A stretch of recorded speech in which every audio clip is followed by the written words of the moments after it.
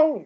Let's stick a little bit with your incredible streak of employment, and then I want to talk about the speed of falling objects. Sure. Break that one down a little bit. But so how? You mentioned you had to go to Ohio to get interviewed with Barnum and Bailey. Yeah. How did you get yourself into a position to be interviewed? I moved to Washington, D.C., and I signed up with an employment agency, and every job they sent me on, everyone asked me how quickly I could type. And the only job that I was sent on where someone didn't ask me how quickly I could type was Ringling Brothers, and they didn't originally have this position. It had just come up, and they did not pay very much money. So for someone who had recently graduated from college, I was the perfect person to hire because I didn't imagine I was going to make very much money, and I was willing to travel. So I just interviewed, and they said, "You seem interesting. We're going to fly you to Ohio, and you're going to interview this elephant, and then write a story, and we'll see if you can do it." And I had to do it quickly, I remember, as well. So I got the job. I think that I was a good timing. Because they really hadn't interviewed anyone else probably. So that just worked out. And, it's a challenging job. I mean, I don't think that many people would actually have loved it because you're always on the road and you're always in an arena, a windowless arena. And for me, I ended up quitting, I think a little over a year after I started because I couldn't handle being around wild animals in captivity. It was just incredibly sad. The performers are amazing, and their skills are amazing, and the way they pass those down through generations is really wonderful to see. But the animals, it just broke my heart. And it's something that I promised myself that when I was in a position where I could do something to shine a light on wild animals in captivity and also in the wild, and specifically elephants, that was something that I wanted to do. And that's skipping way ahead, but that's one of the reasons why I wrote my first novel, When Elephants Fly, because I wanted to shine a light on what happens to these animals. So, and create a story because once people care about something, they're willing to do something about it. So create a story where people could really empathize with the characters, and one of which is an elephant calf, so that maybe that they would be encouraged to actually try and help solve a problem.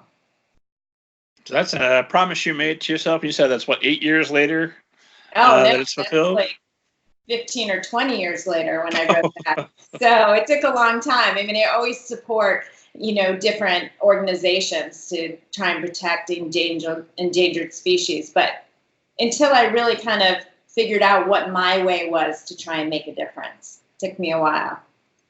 So I promise we will absolutely talk a great deal about the speed of falling objects. Yes, of course. But since we're here, let's talk a little bit about When Elephants Fly. How long was that your first novel that you wrote? Yeah, so before that, I wrote a book called Pandora's Key, and I self-published it because it was my first young adult novel, and I just didn't know if anybody would want to read anything I wrote. And it ended up doing pretty well. And I ended up getting an agent because of it. And that's when I started writing When Elephants Fly. And that's about a young woman named Lily who has an overwhelming family history of mental health conditions. Pretty much all the women on her mother's side have had schizophrenia.